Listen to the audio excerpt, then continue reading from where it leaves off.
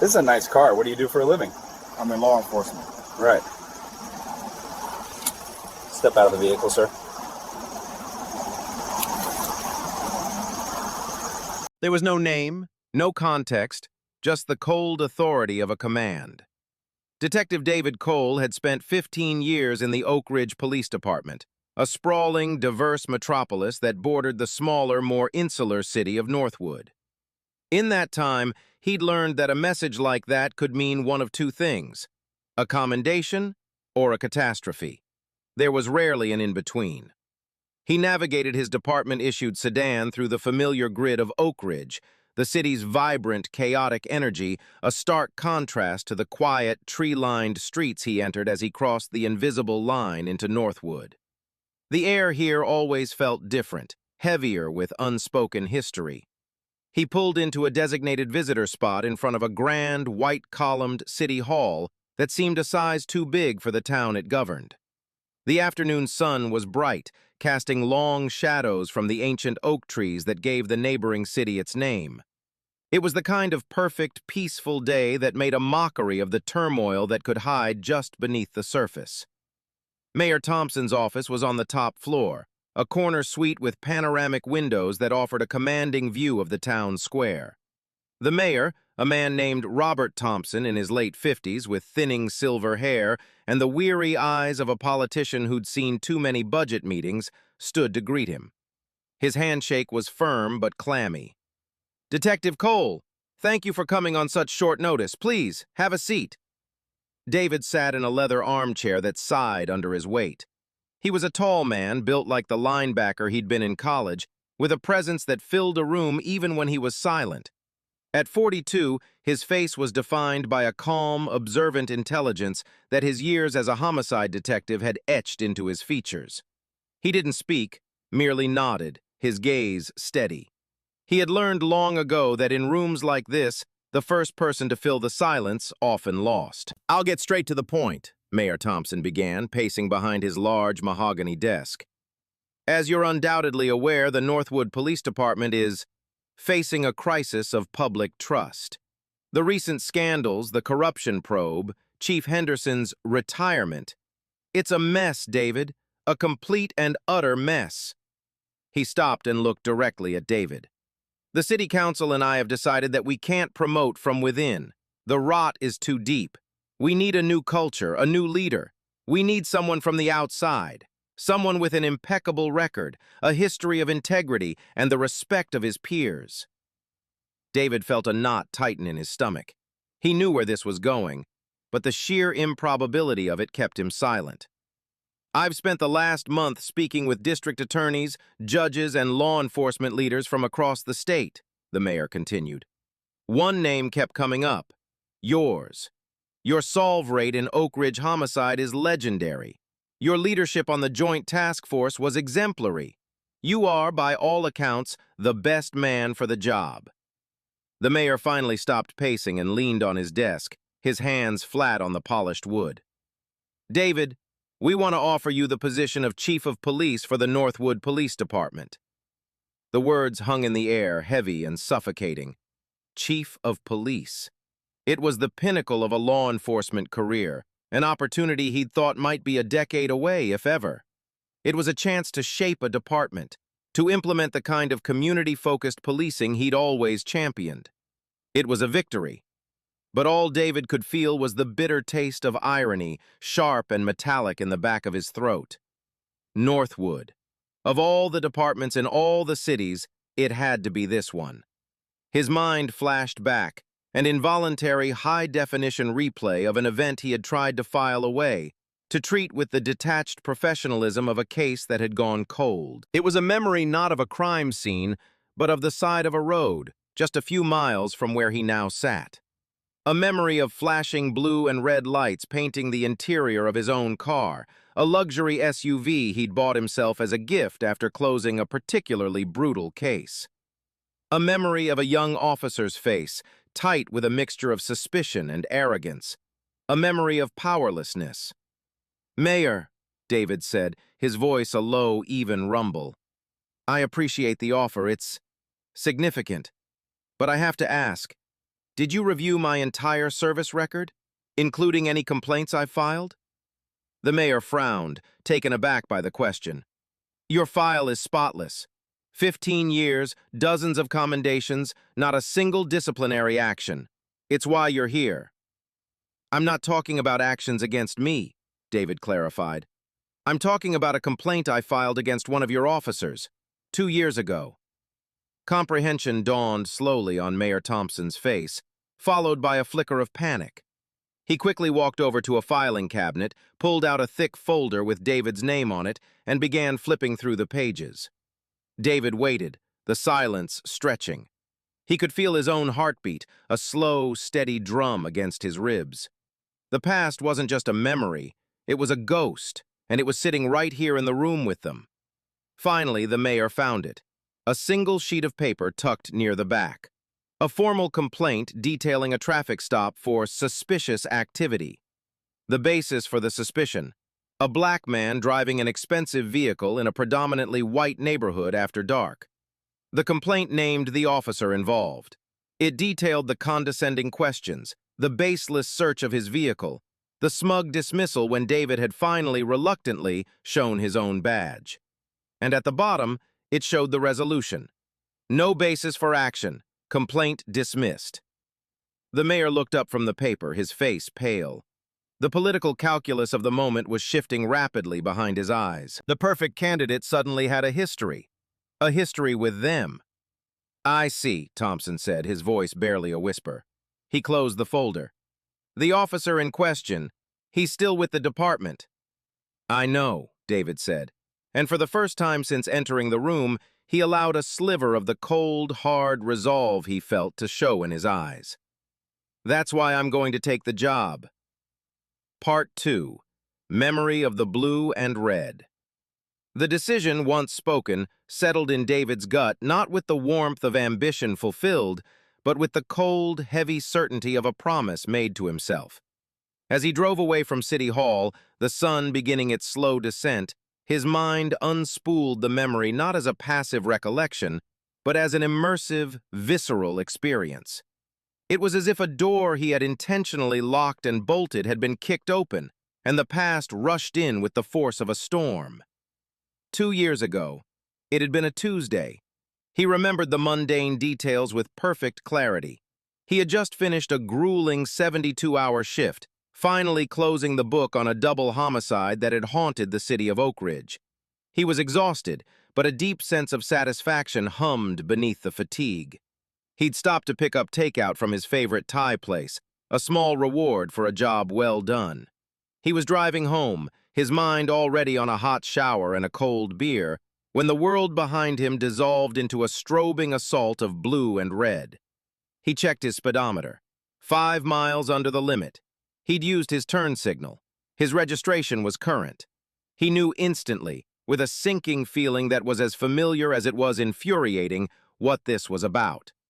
He pulled his black Lincoln Navigator over to the curb on a quiet, dimly lit residential street in Northwood, the kind of street where the lawns were meticulously manicured and the silence felt curated. He turned on the interior lights, placed his hands on top of the steering wheel at the 10 and 2 positions, and waited. It was a routine he had taught his own son, a bitter inheritance passed down through generations.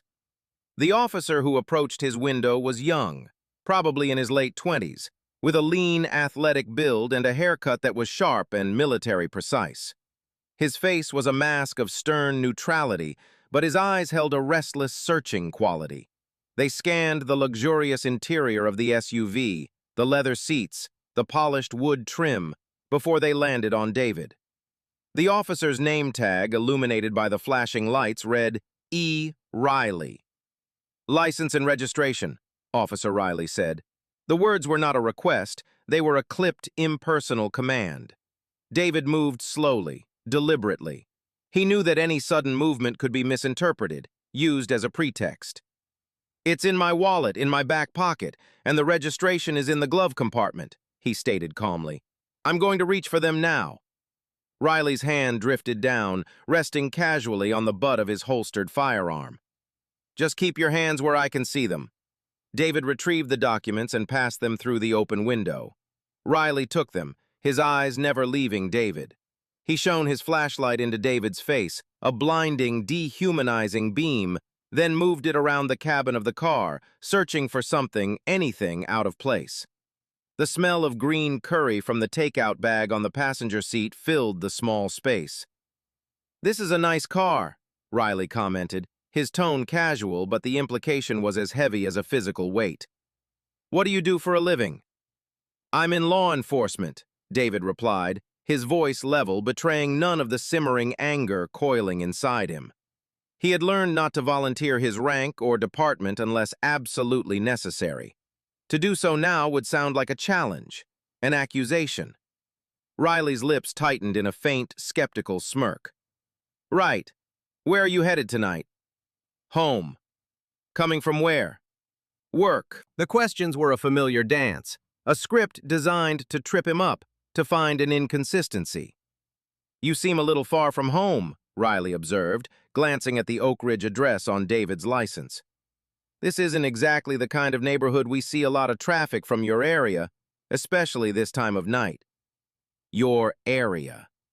The words were a subtle but unmistakable blade, separating us from them. "I was picking up dinner," David said, nodding toward the passenger seat. Riley's flashlight beam landed on the bag. He paused, then his eyes narrowed again. "I'm going to need you to step out of the vehicle, sir." "For what reason?" David asked, the question sharp but controlled. "What was the probable cause for this stop in the first place, officer?" "You were driving in a manner that seemed suspicious," Riley said, the vagueness of the charge a deliberate tool of intimidation. "Now I'm asking you to step out of the car. Are you going to comply?" The anger David had been suppressing now burned hot and bright. He was a 15-year veteran detective. He had commanded crime scenes, interrogated murderers, and testified in federal court. And here, on this quiet street, he was being treated like a common criminal by a patrol officer young enough to be his rookie. He knew his rights. He also knew that insisting on them could escalate the situation into something far more dangerous. He made a calculated decision. He would comply, but he would not forget. He stepped out of the SUV, his large frame unfolding into the cool night air. He was a good 6 inches taller than Riley, a fact that seemed to only deepen the officer's aggressive posture. "Turn around and place your hands on the roof of the vehicle." As David complied, feeling the cold metal of his own car under his palms, Riley conducted a pat-down, his movements rough and impersonal. Finding nothing, he then proceeded to search the SUV's interior. He rummaged through the glove compartment, the center console, even opened the takeout bag, peering inside as if it might contain contraband. It was a performance of dominance, a meticulous violation designed to humiliate. After finding nothing, absolutely nothing, Riley's frustration was palpable. He had built a narrative in his head. Black man, expensive car, wrong neighborhood. And the facts were refusing to cooperate. Finally, David decided the lesson was over.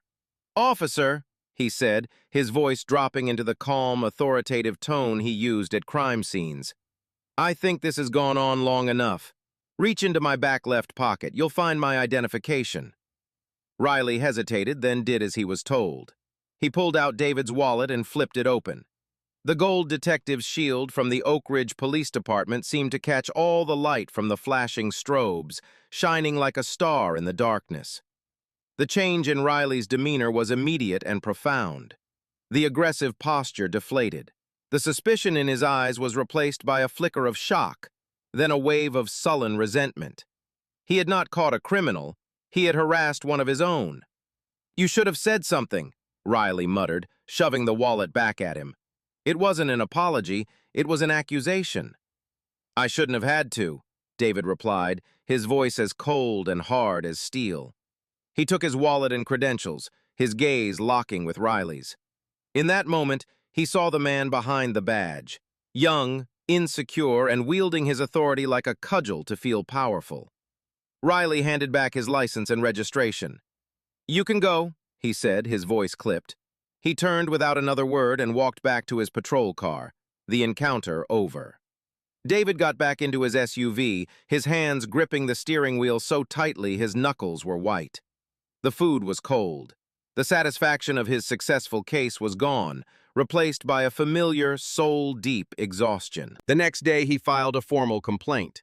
He detailed every moment of the stop, the lack of probable cause, the profiling. He did it by the book. Weeks later, he received a form letter.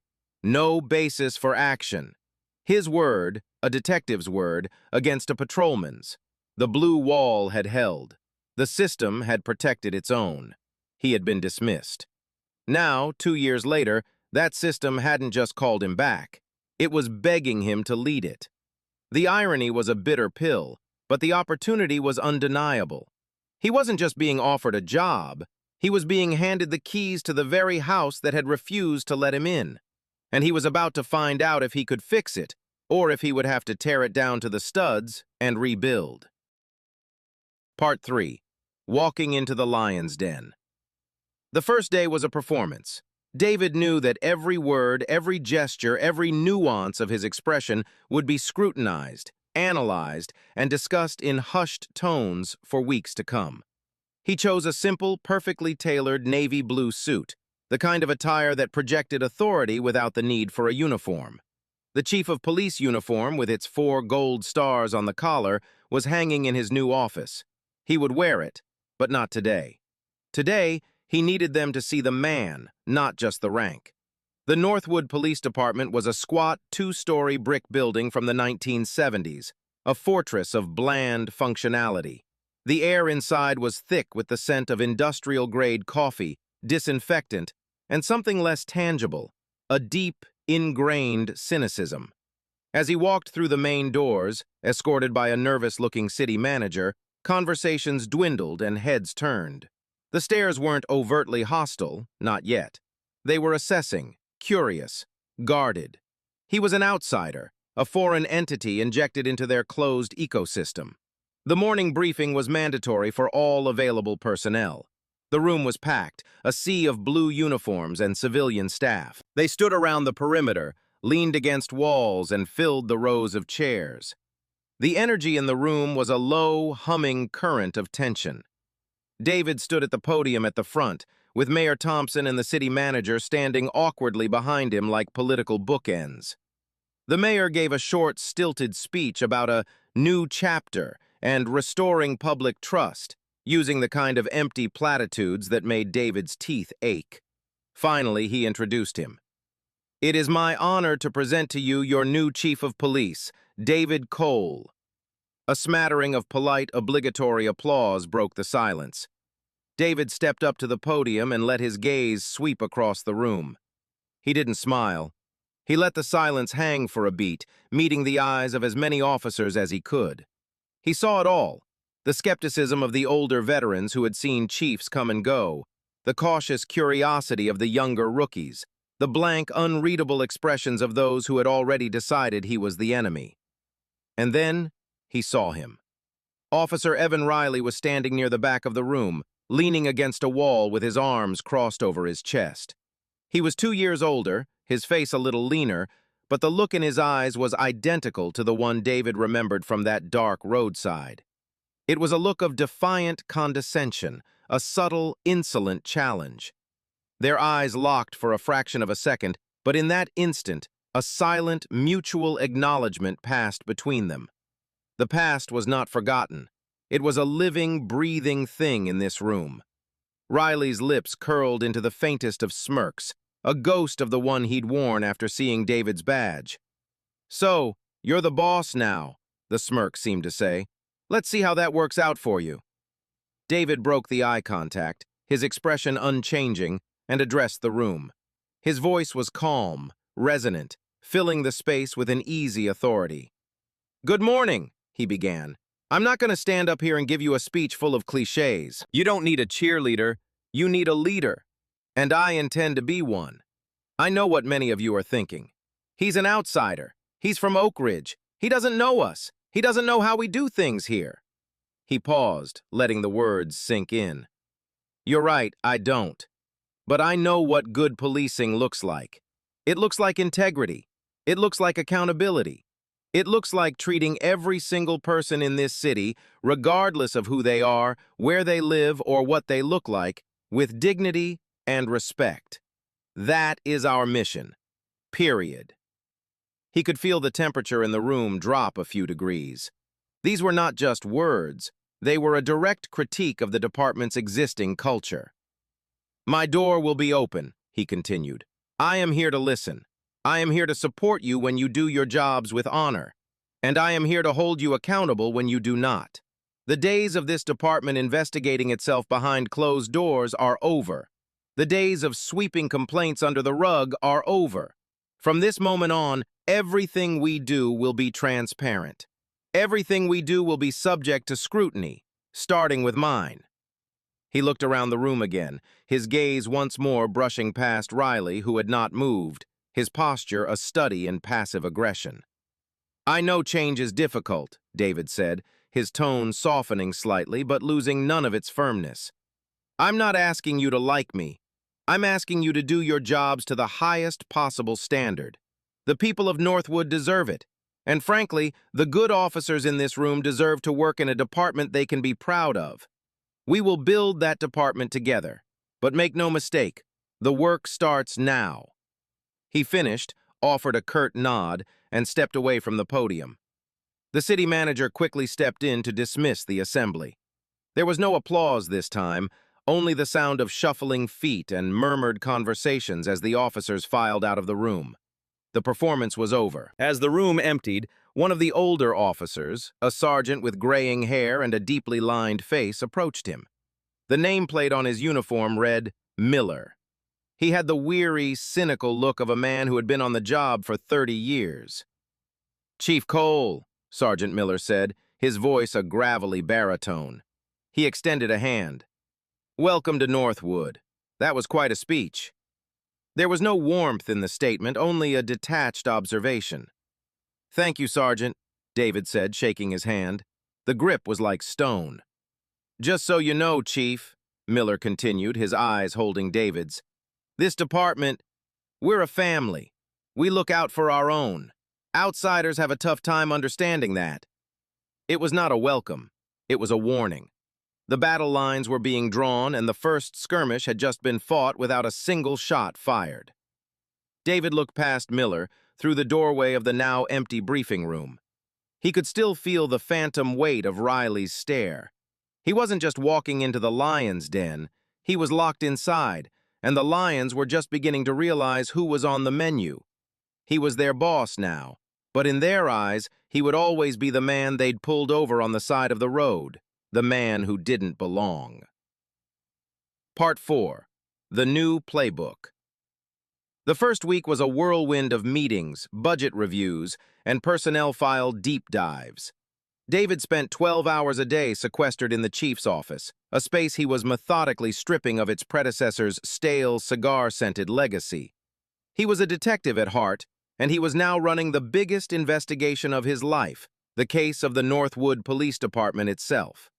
He worked with a quiet, relentless intensity, absorbing information, identifying power structures, and formulating a strategy. He knew that his opening salvo of reforms had to be swift, decisive, and unambiguous. On Monday of his second week, a memo was distributed to every officer and posted in every common area of the station. It was titled, Directive 01, Accountability and Community Trust. It was the new playbook, and it was a declaration of war on the old ways of doing business. The directive was 4 pages long, written in clear, concise language that left no room for interpretation. The first and most explosive point was the establishment of a zero-tolerance policy on profiling of any kind. It explicitly stated that traffic stops could not be initiated based on the type of vehicle, the driver's race, or the perception that an individual didn't belong in a particular neighborhood. Every stop now required a clearly articulated and documented violation of traffic law or reasonable suspicion of a crime to be stated at the beginning of any interaction.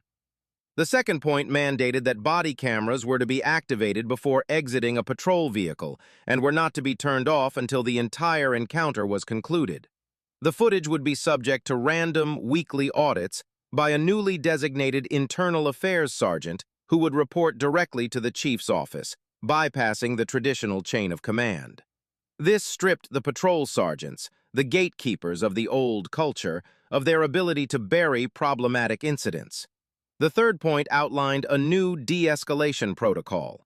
It required officers to use verbal techniques and create time and distance whenever feasible, classifying the use of force as a failure of tactics, not a first resort. It mandated a comprehensive report for every instance where a firearm was drawn from its holster, even if it wasn't fired. The final point was the one that hit the closest to home. It revised the citizen complaint process. Every formal complaint would now be investigated by the new IA sergeant, and the results, with names redacted, would be made public in a quarterly report. No complaint could be dismissed as unfounded without a formal written sign-off from the chief of police himself. It was a system designed to prevent what had happened to him from ever happening again. The reaction was instantaneous and silent. The memo landed like a grenade in the quiet halls of the department. There were no open protests, no verbal challenges. Instead, a wall of cold, silent hostility rose to meet him. When he walked through the station, officers who had previously offered a grudging nod now stared straight through him. The air in the roll call room, which he made a point to attend every morning, grew thick with unspoken resentment. He saw the memo in Officer Riley's hand during that afternoon's briefing. Riley wasn't reading it. He was holding it, his knuckles white, as the patrol sergeant droned on about a series of local burglaries. He had a small group of younger, swaggering officers around him. They weren't looking at the sergeant. They were looking at Riley, watching for his cues. Riley slowly crumpled the memo in his fist, a small, deliberate act of defiance that was more powerful than any shouted curse. He then let it drop to the floor. It was a gauntlet being thrown down. Later that day, David was reviewing scheduling assignments in his office when there was a sharp knock on his door. It was Sergeant Miller. "Chief, you got a minute?" Miller asked, stepping inside and closing the door behind him. "Of course, Sergeant, have a seat," David said, gesturing to the chair opposite his desk. Miller remained standing. "This new directive, Chief, it's causing a stir." "I expected it would," David replied calmly. "You don't understand," Miller said, his voice a low growl of frustration. "You're tying these officers' hands. This zero-tolerance thing, the body cam audits. You're telling them that you don't trust them. You're telling them to hesitate, to second-guess themselves in a situation where a split second can mean life or death." "I'm telling them to police constitutionally, Sergeant," David corrected him. "I'm telling them that the badge doesn't give them the right to stop anyone they please for any reason they invent. That's not a restriction. It's a reminder of the oath they took." "It's a recipe for disaster," Miller shot back, his cynical mask cracking to reveal the raw anger beneath. "Cops are going to get hurt because they're afraid of what some IA suit is going to say about their body cam footage. They're going to let bad guys go because they can't meet your new impossible standard for a suspicious person. The only people who should be worried about this directive, Sergeant, are the officers who were abusing their authority in the first place," David said, his voice hardening. "Good cops, the ones doing the job the right way, have nothing to fear from transparency. In fact, it protects them from false accusations." Miller shook his head, a look of profound disbelief on his face. "You just don't get it. You came in here swinging a sledgehammer, trying to tear the whole house down without ever learning how it was built. This memo," he gestured vaguely toward the hallway, "this isn't leadership.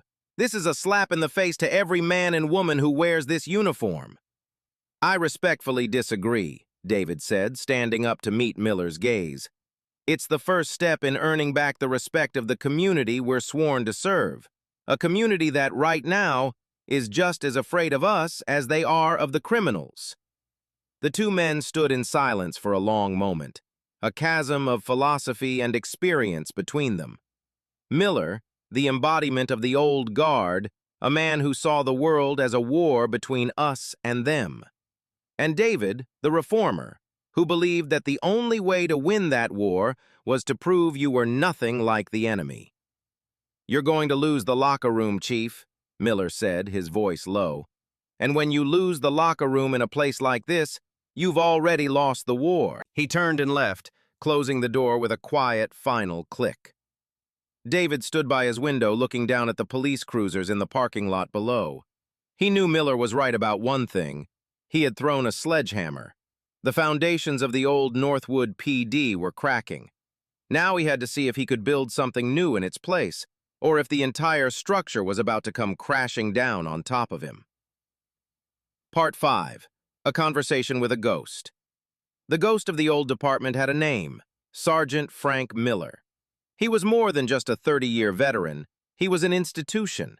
He was the keeper of stories, the enforcer of unwritten rules, and the unofficial heart of the faction that now viewed David as a hostile, occupying force. Miller had seen 4 chiefs come and go. He knew how to outlast them.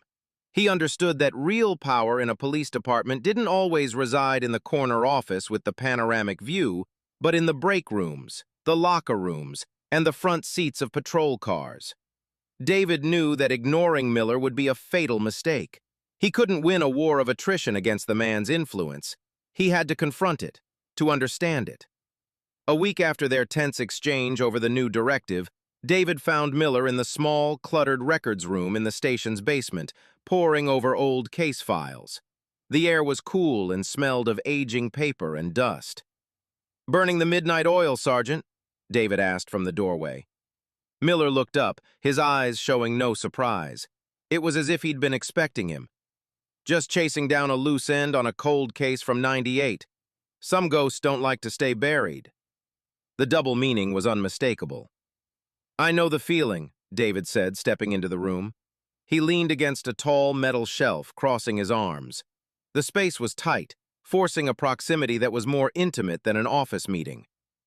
"I wanted to talk to you, Frank, off the record." Using his first name was a deliberate choice, an attempt to bridge the gap between their ranks. Miller seemed to register it, but gave no outward sign. He closed the file in front of him. "I'm listening." "You told me I was going to lose the locker room," David began. "I want to understand why you believe that. I want you to tell me what I don't get about this place."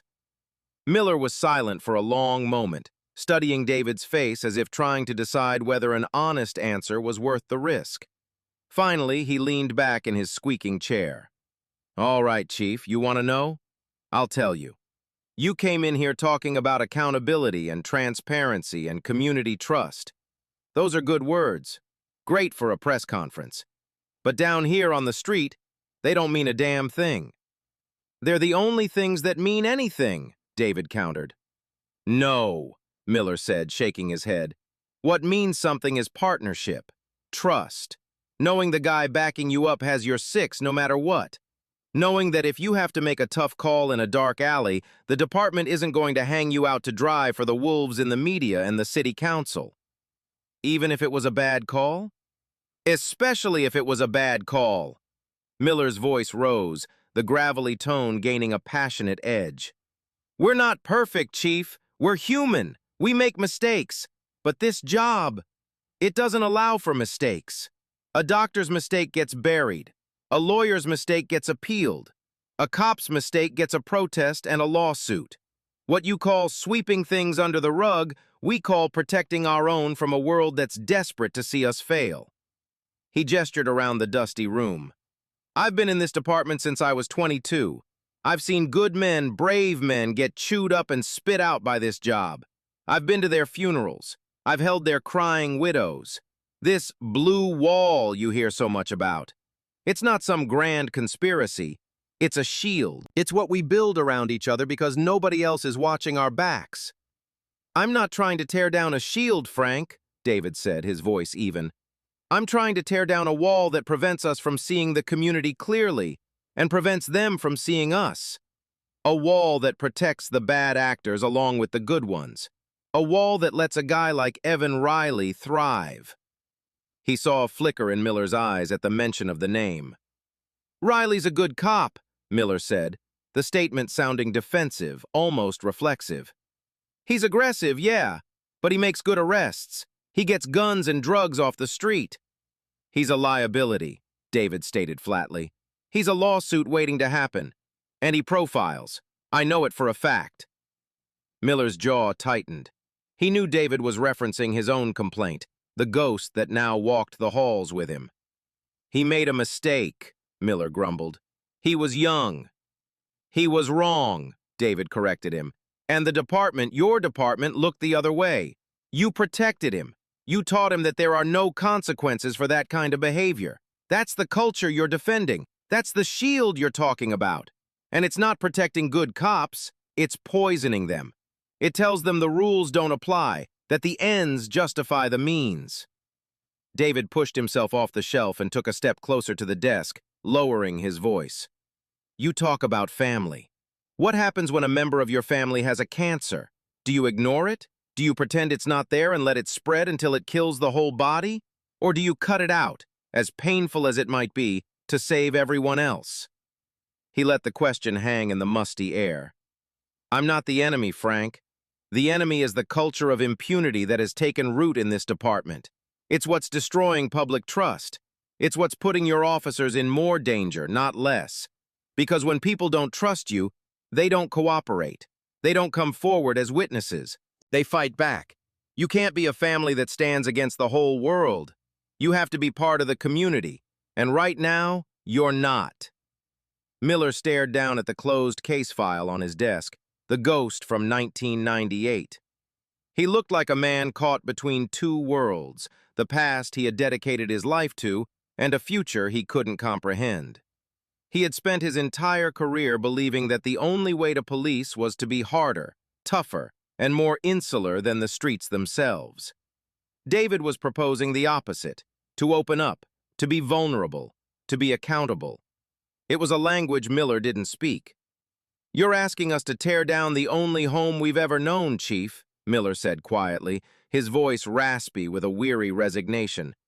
And you haven't shown us what you plan to build in its place. I'm showing you the foundation, David replied. It's called trust, and we have to lay the first stone. He left Miller alone in the basement, surrounded by his ghosts. The conversation hadn't changed Miller's mind, David knew that, but it had planted a seed of doubt. He had forced the old sergeant to look at the cancer he was defending. Now, he would have to wait and see if it would be enough to make him question his loyalties when the real battle began. Part 6. The First Scrutiny. The first test of Directive 01 arrived sooner than David had anticipated. It came in the form of a digital file landing in his inbox with the subject line, Mandatory Body Cam Review, Use of Force, Officer E. Riley. It was a notification from the new Internal Affairs Sergeant, a quiet, meticulous man named Peterson, whom David had promoted precisely because he had no allegiances to the old guard. Peterson had been tasked with running the random weekly audits, and the algorithm, or perhaps fate itself, had selected Evan Riley as its first subject. The incident was minor on its face, a late-afternoon arrest for shoplifting at a downtown convenience store, but the report indicated the suspect had resisted, and Riley had used force to subdue him. Under the new playbook, this triggered an automatic review by the chief. David scheduled the review for the following day in his office. He requested the presence of both Officer Riley and his direct supervisor, Sergeant Miller. He wanted this done by the book, with the full chain of command present. It was a test not just of Riley, but of Miller's ability to enforce the new standards, and of David's resolve to see them through. The next afternoon, the two men entered his office. Miller looked grim, his face set in stone. Riley, by contrast, projected an air of bored indifference. He slouched slightly in his chair, a subtle display of disrespect, and stared at a point on the wall just over David's shoulder. He was treating the meeting as an annoyance, a bureaucratic hoop to be jumped through. "Thank you for coming in," David began, his tone neutral and professional. "As you know, this is a mandatory review as outlined in Directive 01. This is not a disciplinary hearing. It is a procedural review to ensure policy is being followed and to identify any potential training opportunities. Let's watch the footage." He turned to the large monitor on his wall and clicked play. The video began with the shaky, first-person view from Riley's chest-mounted camera as he exited his patrol car. The audio was clear, the sound of traffic, the jingle of the convenience store door. Inside, the store owner was pointing at a young man in a hoodie who was denying having stolen anything. The situation was tense, but not yet violent. "Let me see your hands! Both of you, empty your pockets!" Riley's voice boomed, immediately escalating the situation from a verbal dispute to a high-intensity confrontation. On the screen, David watched as the young man became agitated. "I didn't do anything, man! I'm not emptying my pockets!" "This is your first mistake, Riley," David thought. "You came in too hot." No attempt to de-escalate, to separate and speak to them calmly. The footage showed Riley grabbing the suspect by the arm. The young man instinctively pulled away. The movement was a flinch, not an attack, but Riley treated it as an act of aggression. "Stop resisting!" he yelled, before forcing the man against a snack aisle display. A rack of potato chips crashed to the floor. Riley then used a leg sweep to take the suspect to the ground, placing a knee firmly in his back to cuff him. The use of force was swift, efficient, and, by the old standards, probably justifiable. But by the new ones, it was a failure. David paused the video just after the suspect was in cuffs. He turned to face the two officers. "Sergeant Miller, your assessment?" Miller cleared his throat, his eyes fixed on the frozen image on the screen. The suspect was non-compliant and physically resisted the officer's control. Officer Riley used a department-approved takedown technique to gain compliance and effect the arrest. The use of force appears to be within policy.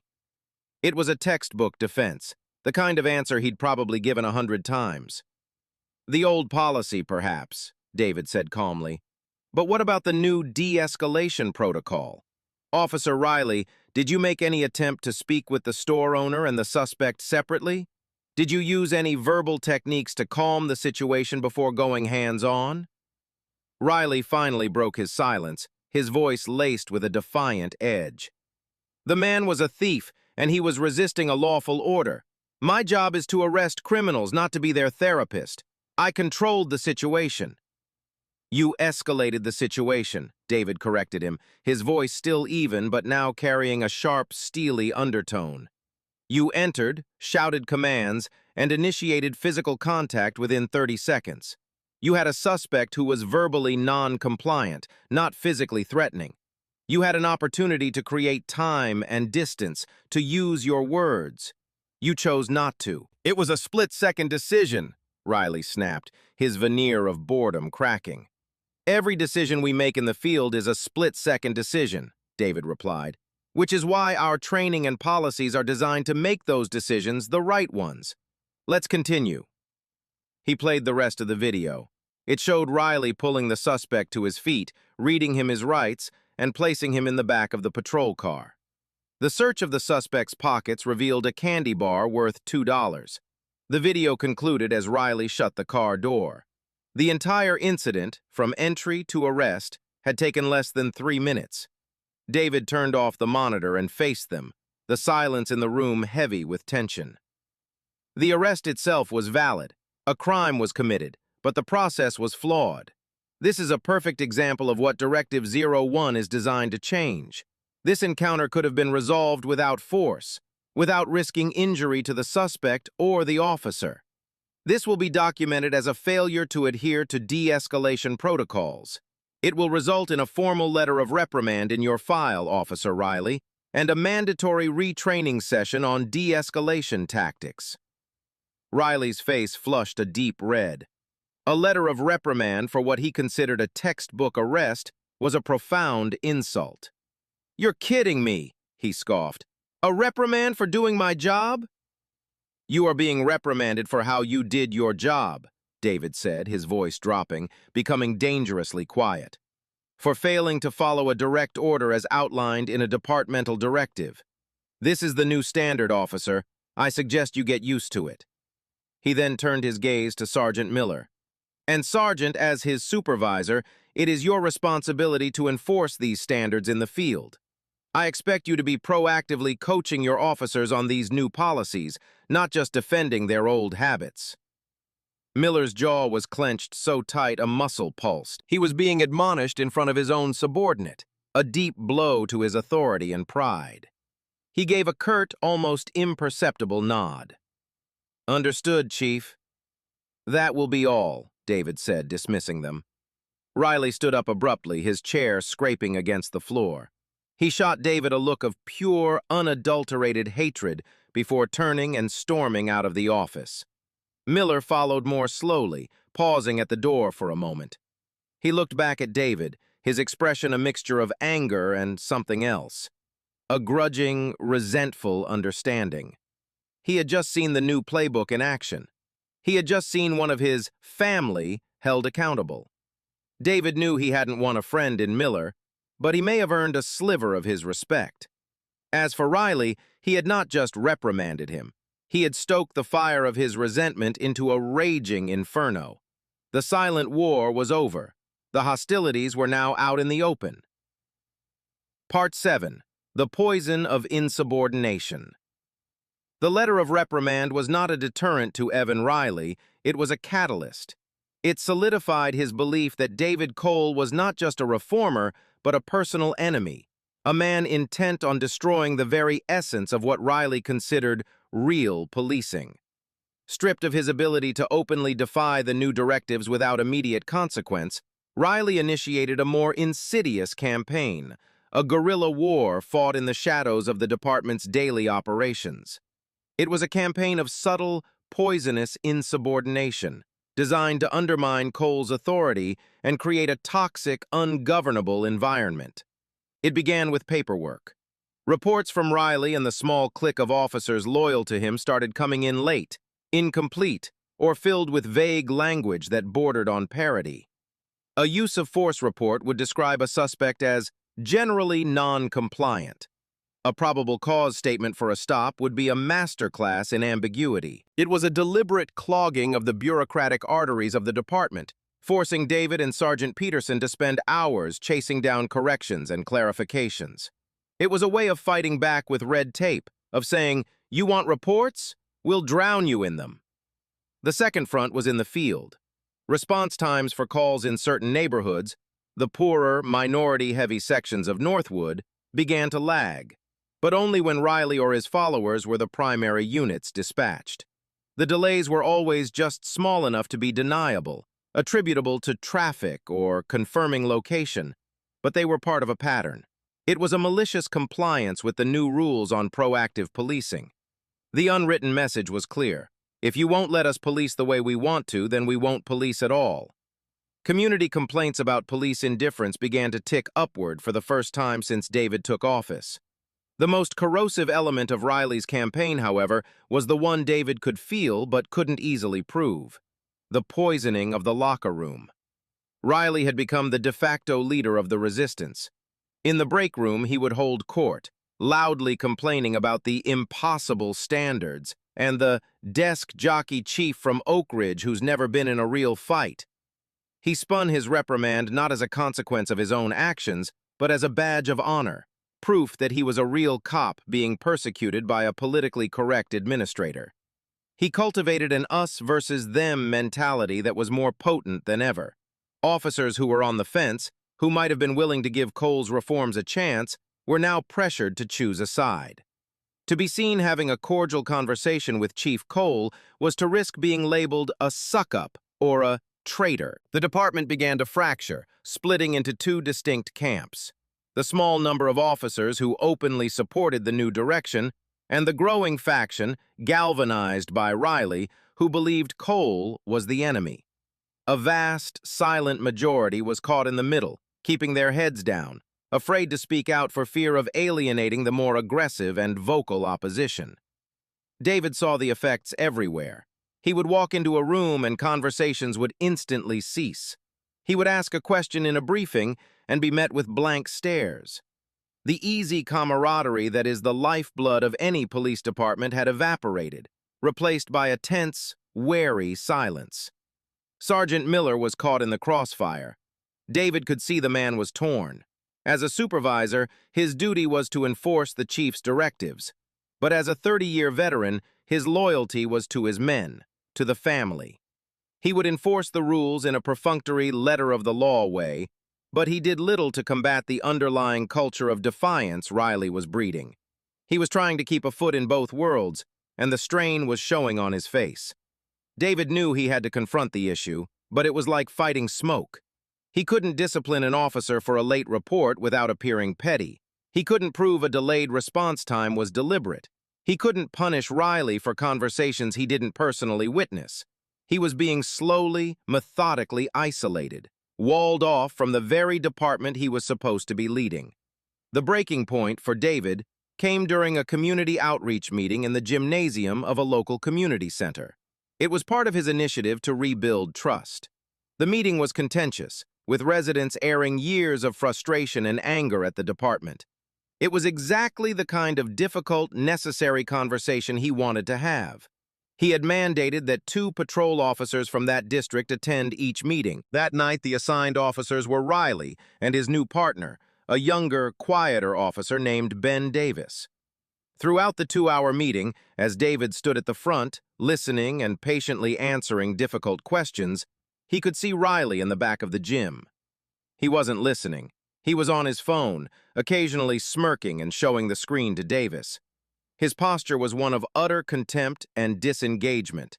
It was a flagrant and public display of disrespect, not just to David, but to the very community they were sworn to serve. It was a calculated insult, performed on a public stage. Riley was showing everyone, the citizens, his partner, and his chief, that he was untouchable, that he considered these efforts a joke, and that Cole's authority ended at the station house door. After the meeting, as people were milling about, David walked directly to the back of the gym. "Officer Riley, Officer Davis, my office, first thing in the morning," he said, his voice low and cold for their ears only. Davis flinched and nodded, his eyes wide with anxiety. Riley, however, just shrugged, a lazy, insolent gesture. "Whatever you say, Chief." As David walked back to his car, the angry words of the community members still ringing in his ears, he knew that the time for memos and meetings was over. Riley's subtle war of attrition had just escalated into a public declaration of contempt. The poison had spread far enough. It was time to find the source of the infection and cut it out, no matter how deep the incision had to be. He had to break Riley's influence, and he had to do it now, before the entire department succumbed to the sickness of his defiance. Part 8. A Crack in the Blue Wall. The air in David's office the next morning was cold and still. Riley sat in the same chair he'd occupied during his body cam review, a look of bored defiance already fixed on his face. His partner, Officer Ben Davis, sat beside him, but he was a world away. Davis was young, only 3 years on the job, and he stared at his own hands, clasped tightly in his lap. He looked like a man about to face a firing squad. "I'm going to make this very simple," David began, foregoing any pleasantries. He stood, leaning against the front of his desk, a posture that was both casual and commanding. "Your behavior last night was a disgrace. It was unprofessional, disrespectful, and an embarrassment to this department.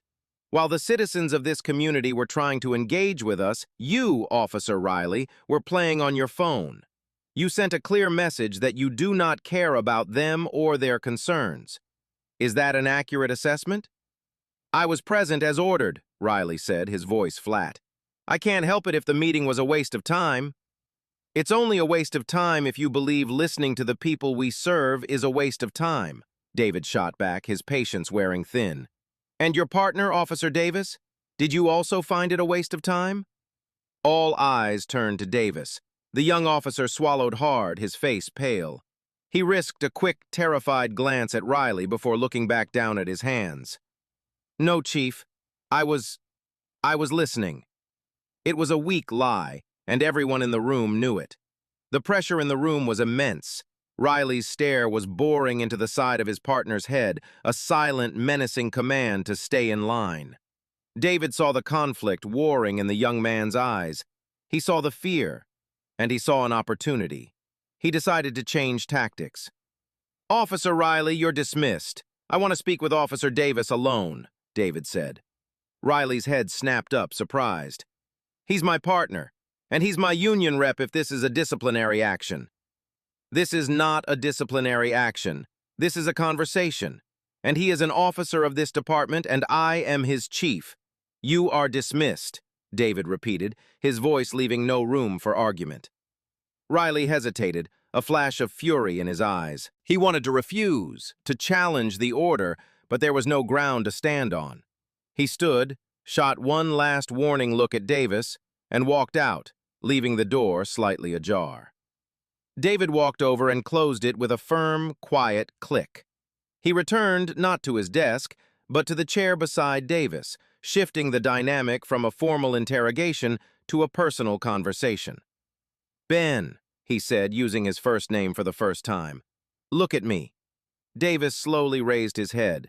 His eyes were filled with a profound, miserable anxiety. "I'm not going to ask you to rat on your partner," David said, his voice calm and reassuring. "I know the pressure you're under. I know how the game is played, but I'm going to ask you a question, and I want you to think very carefully before you answer. What kind of cop do you want to be?" Davis frowned, confused. I want to be a good cop, sir." "I know you do," David said. "I've read your file. You graduated top of your class at the academy. Your field training reports were glowing. You joined this department to help people, am I right?" Davis nodded, a flicker of his former idealism showing through. "Yes, sir." "Then let me ask you this. Is what you're doing right now helping people? Is ignoring the community, is enabling the kind of behavior you saw from your partner last night, is that being a good cop? Or is that just being a loyal soldier in a losing army?" Davis's shoulders slumped. The truth of David's words was a physical weight. "I don't know what to do," he whispered, his voice cracking. "Riley, he's got everyone listening to him. If I go against him, I'm done. No one will back me up on a call. I'll be an outcast." "I will back you up," David said, his voice firm as steel. "I am telling you right now that I will have your back. But you have to give me a reason to. You have to show me that you're the kind of officer I should be fighting for." He let the silence stretch, giving the young officer time to process. This was the moment. He was offering Davis a choice, to remain a pawn in Riley's game of insubordination, or to reclaim the values that had brought him to this job in the first place. Finally, after a long, agonizing moment, Davis took a deep breath. A decision had been made. "It's worse than you think, Chief," he said, his voice low and shaky but clear. The crack in the blue wall had appeared. "Tell me," David urged, his voice gentle. "The response times," Davis began, the words spilling out in a rush. "The delays, they're deliberate. Riley calls it strategic depolicing. He tells us to take the scenic route to calls in the East District, to wait for a second or third call to come in before we roll.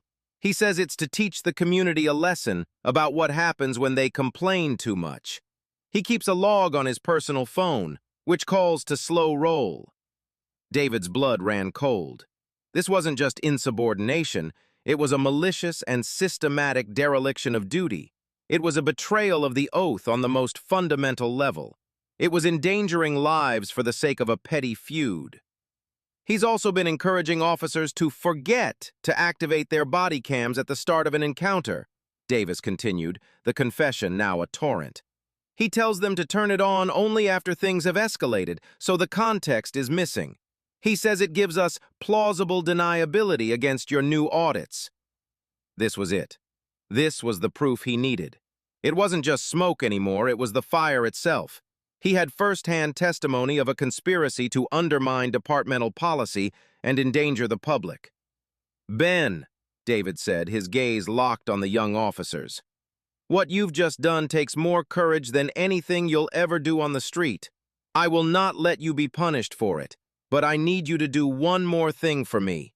I need you to make a formal statement to Sergeant Peterson in Internal Affairs. I need this documented." Davis paled at the thought of a formal statement, of putting his name on a piece of paper that would surely get back to Riley. But he had already crossed the Rubicon. He nodded slowly. "Okay, Chief, I'll do it. "Thank you," David said, the words carrying the full weight of his gratitude. He stood up, his mind already racing, formulating a plan. Riley had just made his final, fatal mistake. He hadn't just disrespected his chief, he had corrupted a young, promising officer. And in doing so, he had created the very witness who would bring his entire campaign of defiance crashing down. The crack in the wall was about to become a gaping hole, and David was finally ready to drive a battering ram straight through it. Part 9. The Boiling Point. The formal statement from Officer Davis was a bombshell. It sat in a locked file in David's desk, a piece of irrefutable evidence detailing Riley's systematic campaign of insubordination. But David knew he couldn't act on it just yet. To do so based on a single witness, even a credible one, would ignite a firestorm with the police union. They would paint Davis as a disgruntled rookie trying to curry favor with the new chief. David needed more. He needed to catch Riley in an undeniable public act of defiance. He needed to let him walk into a trap of his own making. He didn't have to wait long. The flashpoint came from an old wound in the city's history. It was the one-year anniversary of the controversial in-custody death of a young man, an incident that had occurred under the previous chief's command and had been officially ruled an accidental overdose, despite persistent community outcry and suspicion of foul play. A coalition of local activist groups had organized a peaceful protest and memorial march, scheduled to proceed from a local park to the steps of City Hall, right in front of the police department. It was the first major public demonstration since David had taken office, and it was a crucible for his new policies. The city was a tinderbox, and this protest was a lit match. The old administration's response would have been a show of force, riot gear, barricades, an overwhelming and intimidating police presence. David's plan was the polar opposite. In the pre-protest briefing, he laid out his strategy to the command staff and patrol supervisors. It was a plan built entirely on de-escalation. "There will be no riot gear," he stated, his voice firm. "Uniforms will be standard patrol dress. Our posture will be one of facilitation, not confrontation. We are here to ensure their First Amendment right to assemble peacefully is protected. We will clear a path for the march, manage traffic, and keep our distance unless our intervention is explicitly required to prevent violence or property damage." He turned to a large map of the protest route. "I will be the field commander on the ground with Sergeant Miller as my second. All orders will come directly from me. Communication will be key. I want no freelance actions, no improvising. We will operate with absolute discipline. Our job today is to be invisible guardians, not an occupying army. Are there any questions?" The room was silent. The plan was so radically different from their standard operating procedure that many of the supervisors looked stunned. Sergeant Miller's face was a mask of deep skepticism, but he held his tongue. He knew an order when he heard one. As the protest began that afternoon, David's strategy seemed to be working. The atmosphere was somber and passionate, but peaceful. Several hundred people gathered in the park, holding signs and listening to speakers. David walked the perimeter, speaking calmly with his officers, reminding them to maintain a relaxed but vigilant posture. He saw Officer Riley and his partner Davis stationed at a key intersection. Riley watched the protesters with a look of undisguised contempt, his hand resting on his taser in a way that was meant to be seen. Davis looked nervous, constantly glancing from the crowd to his chief. The march began, a slow, winding procession through the downtown streets.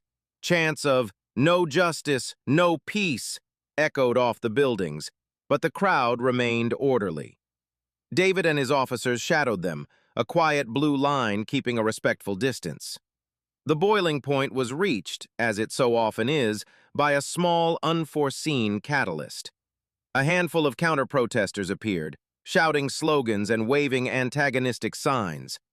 The two groups met at the main intersection leading to the town square, the one being managed by Riley and Davis. The shouting escalated. A shoving match broke out. "All units, hold your position," David's voice commanded over the radio. "Maintain the perimeter. Do not engage unless I give the order. I am moving to the location." He and Miller began to jog toward the intersection, intending to get between the two groups and verbally de-escalate. But Riley had other ideas. For him, this was not a moment for de-escalation. It was the moment he had been waiting for.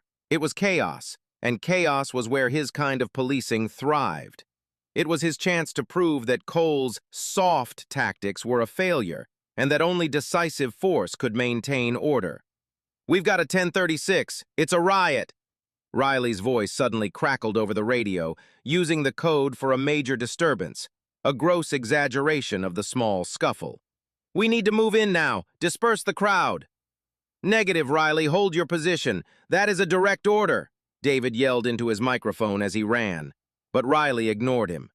David saw it unfold from 50 yards away, a slow-motion catastrophe. Riley and his small group of loyalist officers broke from the police line. They didn't jog. They charged, batons drawn. They slammed into the crowd, not separating the two factions, but pushing into the heart of the main group of protesters. The crowd, which had been peaceful moments before, reacted with a mixture of fear and outrage. The shoves turned into real punches. A thrown water bottle struck an officer. The small pocket of conflict instantly exploded, a spark hitting the dry tinder of the crowd's anger. The scene devolved into a chaotic melee of shouting, shoving, and panic. Riley was at the center of it, his face a mask of adrenaline and fury, swinging his baton not with precision, but with a wild, uncontrolled aggression. He was not restoring order, he was creating a riot where none had existed. He had not just disobeyed a direct order, he had intentionally sabotaged his chief's entire operational plan on the most public stage imaginable. David and Miller finally reached the line. The damage was done. The peaceful protest was over. The carefully constructed plan for de-escalation was in tatters. All that was left was the chaos Riley had unleashed. This was no longer about paperwork or snide comments in the break room. This was about public safety, the chain of command, and a direct, flagrant act of insubordination that had endangered citizens and officers alike. David had given Riley enough rope. Now, in front of the entire city, Riley had just used it to hang himself. Part 10. The line is crossed. In the heart of the chaos, time seemed to warp. For David Cole, the world narrowed to a series of high-definition, slow-motion snapshots of failure.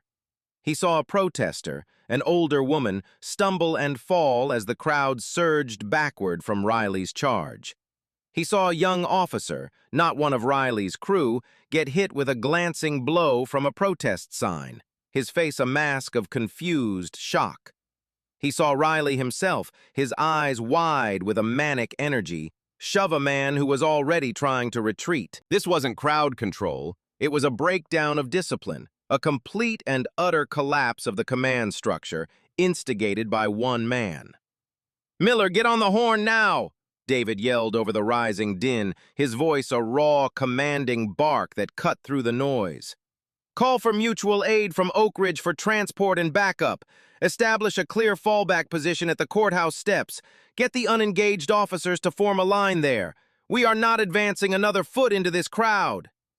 Sergeant Miller, his face grim and pale, nodded and began relaying the orders, his initial skepticism of the plan now replaced by the cold, hard reality of its failure.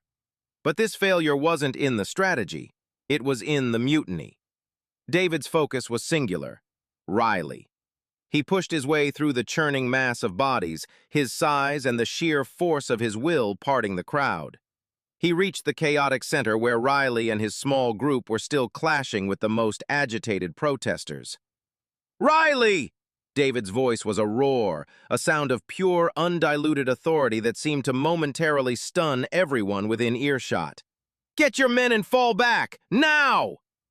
Riley turned, his chest heaving, a thin line of blood trickling from a scratch on his cheek. For a split second, he looked not at his chief, but through him. His eyes were glazed over with the thrill of confrontation. In his mind, he was the hero, the lone enforcer of order in a world of chaos. "We have to push them back, Chief! We have to clear the square!" he shouted back, his voice hoarse. Your orders are to fall back to the courthouse steps. That is a direct order. Acknowledge it, David commanded, stepping directly into his path, a physical barrier of command. This was the moment of truth.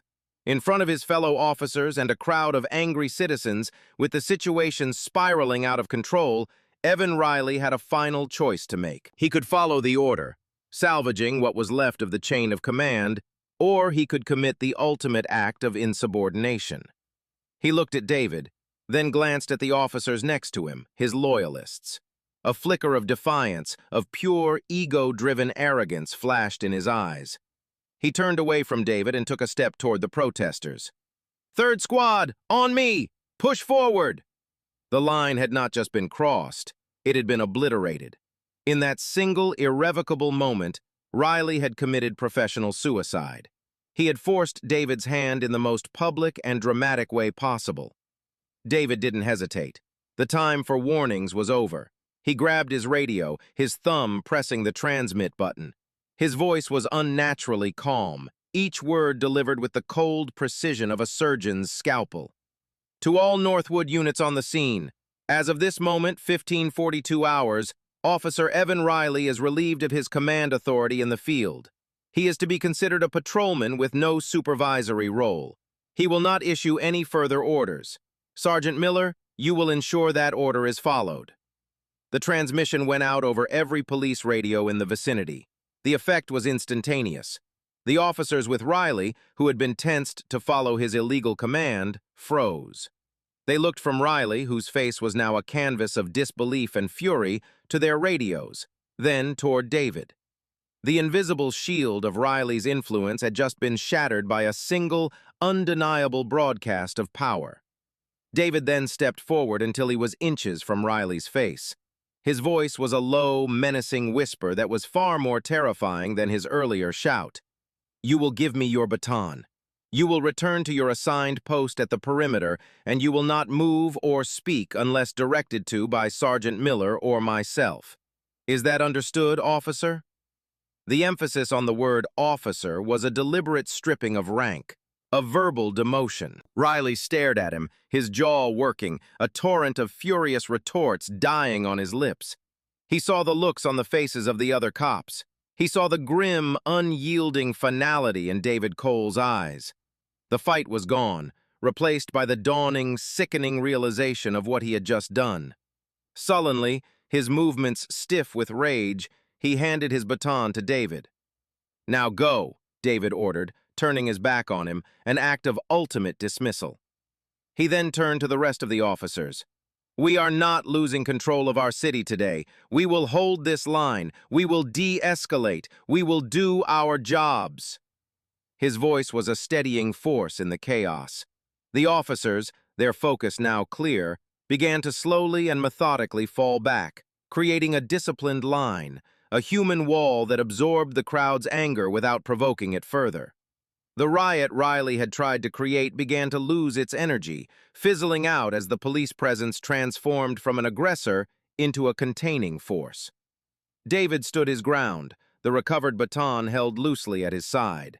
He had won the confrontation. He had re-established command. But the cost was immense. The public trust he had been so carefully trying to build had been dealt a severe blow. The rift within his department was now a gaping public wound, and he knew, with absolute certainty, that the fight was far from over. Riley was beaten, but he was not gone. The next battle would not be fought on the streets with batons, but in hearing rooms with lawyers, unions, and the full grinding weight of the system Riley was a product of. Part 11. The Public Reckoning. The immediate aftermath of the protest was a controlled, tense cleanup. The mutual aid from Oak Ridge arrived, their presence helping to stabilize the scene. The crowds slowly dispersed, leaving behind a litter of discarded signs, water bottles, and the palpable residue of anger. As the sun set, casting long, dramatic shadows across the now quiet town square, the Northwood officers regrouped at the station. The mood was somber and exhausted. There was no triumphant swagger, no adrenaline-fueled war stories. There was only the heavy, awkward silence of a family that had just violently imploded in public. David had ordered Riley to return to the station immediately after being relieved of command. He was to write his report and remain on site until David returned. The public reckoning had begun on the street, but the official one would start now, within the walls of the department. David walked into the briefing room where the officers from the protest detail were assembled. They were tired, bruised, and on edge. He stood before them, his uniform streaked with dust, his face a grim mask of resolve. "Today was a profound failure," he began, his voice devoid of any emotion but a cold, hard disappointment. "We had a plan designed to protect this city and its citizens, a plan that was sabotaged from within. Let me be unequivocally clear.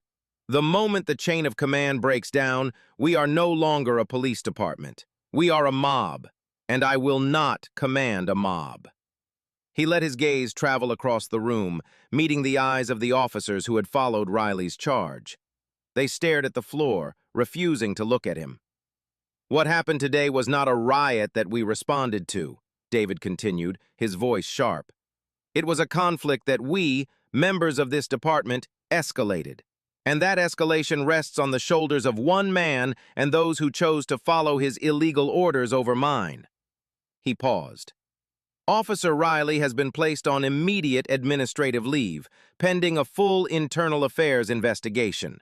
His badge and service weapon have been secured. He will not be returning to duty until this investigation is complete. Furthermore, every officer who broke from the established perimeter against my direct orders will also be subject to an IA investigation and will be on desk duty until further notice." A low murmur went through the room. This was unprecedented. To suspend the de facto leader of the department's most aggressive clique and to sideline his followers was a move of shocking decisiveness. This wasn't a slap on the wrist, it was a surgical removal of a cancerous tumor.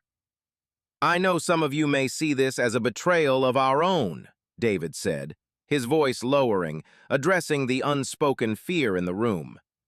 "You are wrong. This is a defense of every good officer in this department. It is a defense of our integrity, our honor, and our safety. The greatest danger to a cop is not a criminal on the street. It is a reckless officer standing beside them. Today, we saw the truth of that." He looked at the weary faces, seeing the conflict, the fear, and the grudging respect. "Go home. Rest. When you come back for your next shift, you will come back to a department with a clear and unbroken chain of command. A department where orders are followed and where our mission to protect and serve is not negotiable. Dismissed." He then walked to his office where Sergeant Miller was waiting for him. The old sergeant looked like he had aged 10 years in the past 3 hours. "Chief," Miller said, his voice raspy, "the union rep is already on his way. This is going to get ugly." "I know," David said, sitting down heavily behind his desk. "Tell Peterson to start the IA investigation tonight. I want formal statements from everyone, starting with Officer Davis. I want the body cam footage from every officer on that line compiled and reviewed. I want a full report on my desk by morning." "And Riley?" "He's in interrogation room 2. I'm going to speak with him now. I want you in the observation room, Frank. I want you to see this." Miller nodded, a flicker of something unreadable in his tired eyes. David walked down the hall to the interrogation room. It was a small, windowless box, painted a sterile white. Riley was sitting at the metal table, his arms crossed, staring at the wall. The arrogant swagger was gone, replaced by a sullen, simmering rage. David entered and sat opposite him, placing a digital recorder on the table between them. "This is Chief Cole, conducting a preliminary interview with Officer Evan Riley regarding his actions on this date. Officer Riley, are you aware you are being recorded?" Riley just glared at him. "For the record, Officer Riley is not responding," David said calmly. "Officer, you are on administrative leave for gross insubordination, dereliction of duty, and actions leading to the endangerment of the public and fellow officers. Do you have anything to say about the events that transpired this afternoon?" "I was doing my job," Riley finally spat, his voice dripping with venom. I was stopping a riot while you were standing back watching the city burn. There was no riot until you created one, David stated flatly. You ignored 3 direct orders from your commanding officer in the field. You willfully escalated a peaceful, if tense, situation into a violent confrontation. You took it upon yourself to countermand my operational plan, and in doing so, you put dozens of lives at risk. Why? Because your plan was a joke, Riley sneered, leaning forward. You can't control a crowd by being their friend. You control them with force, with authority. It's the only language these people understand. You've been trying to turn us into social workers, and I was showing the men what real policing looks like. David leaned back, his expression unreadable. He had what he needed. A full confession of his motive on tape. It wasn't a mistake in the heat of the moment. It was a premeditated act of rebellion against his philosophy. The only thing you showed your men, officer, is that your ego is more important than your oath, David said, his voice dangerously quiet. You had a choice between following an order and proving a point. You chose to prove a point, and in doing so, you have ended your career. He stood up and turned off the recorder. Your union representative is waiting for you in the lobby. You are not to set foot in this building again until you are told to do so. He walked out, leaving Riley stewing in the sterile silence of the room. He met Miller in the hallway. The old sergeant's face was ashen. He had heard every word. He had heard Riley's unrepentant confession, his contempt for the community, his arrogant dismissal of the chain of command.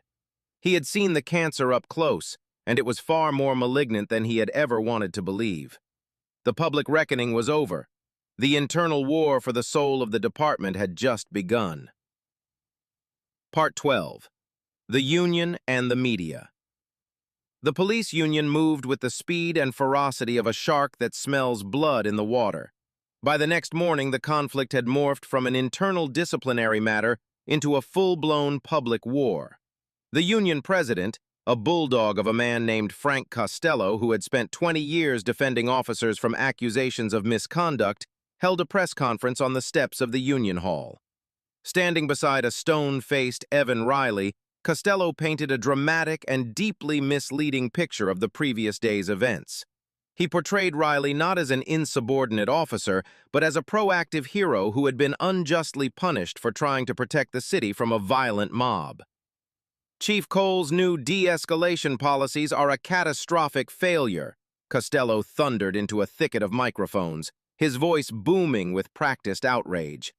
Yesterday, while a peaceful protest was hijacked by violent agitators, Chief Cole ordered his officers to stand down and do nothing. Officer Riley, a decorated and proactive cop, saw the danger to citizens and his fellow officers and made a courageous command decision to restore order.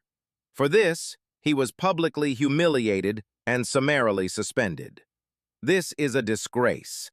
This is what happens when you put a desk jockey from out of town in charge of a police department. He doesn't understand our streets, and his dangerous passive ideology is putting lives at risk. The narrative was clever, insidious, and perfectly crafted to resonate with a public fearful of crime and chaos. It completely ignored the facts that Riley had created the chaos and disobeyed direct orders, and instead framed the conflict as a philosophical battle between real policing and a weak, ineffective reformer. The media, hungry for conflict, ran with the story. Local news channels played clips of the most chaotic moments of the protest, often without the context of how the violence began. They juxtaposed this with sound bites from Costello's fiery press conference. Riley's face was suddenly everywhere, his sullen expression now presented as the quiet stoicism of a wronged hero. The headline in the Northwood Chronicle read, "New Chief Under Fire After Protest Turns Violent. Union Blasts Failed Leadership." David found himself in a defensive crouch, besieged by a narrative he couldn't immediately refute without compromising the integrity of the ongoing internal affairs investigation. He held his own press conference later that day, but his was a more measured and far less sensational affair. There is an active internal affairs investigation into the events of yesterday's protest, David stated calmly, standing at a podium in front of City Hall. Specifically, we are reviewing the actions of several officers to determine if they adhered to departmental policy and the established operational plan. I cannot comment on the specifics of an ongoing personnel matter. However, I will say this. The primary responsibility of a police officer is to follow the chain of command. When that is broken, the entire system of public safety is jeopardized. My administration is committed to policing that is constitutional, accountable, and safe for both our citizens and our officers. That commitment is unshakable. His words were responsible and professional. They were also, from a public relations standpoint, boring. They lacked the fire and fury of Costello's accusations. In the court of public opinion, David was losing. The pressure from within the city government began almost immediately. Mayor Thompson called him, his voice fraught with panic. "David, this is a disaster. The city council is getting flooded with calls. People think you've lost control of the department. You have to do something." "I am doing something, Mayor," David replied, his voice a low, steady anchor in the political storm. "I am following procedure. I am building an ironclad case. This isn't about winning a news cycle. It's about upholding the law, even within our own department. You hired me to clean up this mess, not to sweep it under another rug." The union's next move was to formally file a grievance on Riley's behalf, demanding his immediate reinstatement and a full public apology from Chief Cole. They cited a wrongful suspension and an unsafe work environment created by the chief's reckless policies. The grievance triggered a formal arbitration process, a quasi-legal hearing in front of a neutral third-party arbitrator whose decision would be binding. This was the battleground Costello wanted. Not a public court where rules of evidence were strict, but an arbitration hearing where union lawyers were masters of muddying the waters, of turning the proceedings into a trial of the administration's policies rather than the officers' actions. David knew this was where the war would be won or lost. He spent the next week working relentlessly with the city's labor attorney and IA Sergeant Peterson, preparing their case. They compiled every piece of evidence, the body camera footage from dozens of officers which, when synced together, clearly showed Riley initiating the charge against a non-violent crowd. The radio logs that captured David's repeated orders to hold the line, and Riley's willful defiance, and the sworn, confidential statement of Officer Ben Davis detailing Riley's entire campaign of insubordination. Davis had been placed on temporary administrative duty in the records room for his own safety. He was a pariah within the department, the target of venomous glares and whispered insults. But he held firm, buoyed by David's unwavering support. He was the key. His testimony, if the arbitrator found it credible, would provide the context for Riley's actions, proving they weren't a split-second mistake, but the culmination of a deliberate conspiracy to undermine the chief. The hearing was set. The battle lines were drawn. It was David Cole, his new policies, and his one brave witness against Evan Riley, the full force of the police union, and a carefully crafted media narrative that had already painted David as the villain. The soul of the Northwood Police Department would be decided not on the streets, but in a sterile, windowless conference room, and the outcome was anything but certain. Part 13. The Arbitration Room. The arbitration hearing took place in a neutral-site conference room at a downtown law office. The space was deliberately bland, designed to strip away the emotion and power dynamics of a police station or a courtroom. There was no judge on a raised bench, no jury box, just a long, polished table. At one end sat Evan Riley, looking confident and righteous in a crisp suit, flanked by the formidable union president Frank Costello and two sharp-looking union lawyers. At the other end sat David, next to the city's labor attorney, a mild-mannered but tenacious woman named Sarah Jenkins. At the head of the table sat the arbitrator, a retired judge named Arthur Vance. He was an impartial figure, chosen from a state-approved list, a man known for his meticulous, by-the-book approach. The entire case rested on his judgment. The union presented its case first. For 3 hours, their lawyers painted a heroic portrait of Evan Riley. They called a parade of witnesses, the officers from Riley's clique, who all told the same rehearsed story. They described a protest that was on the verge of exploding, a chief who was frozen and indecisive, and an officer Riley who bravely stepped into the breach to prevent a riot. They skillfully edited and presented snippets of body cam footage, showing only the most chaotic moments of the crowd pushing back, carefully omitting the initial police charge that had provoked it. Costello himself took the stand, delivering a passionate speech about the dangers of armchair quarterbacking, the split-second decisions of officers on the street.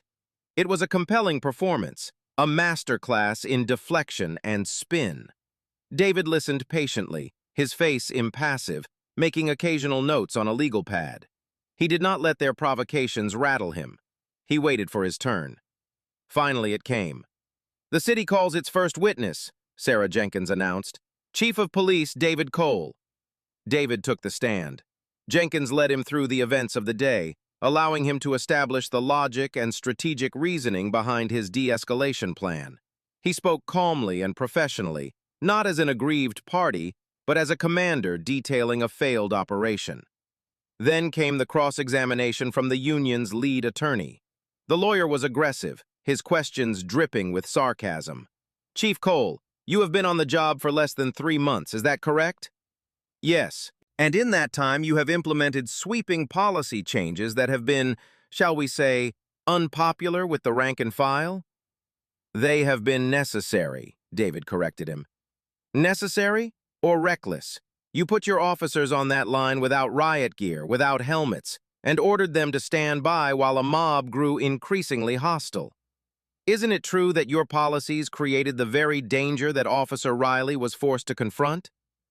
"No," David said, his voice firm.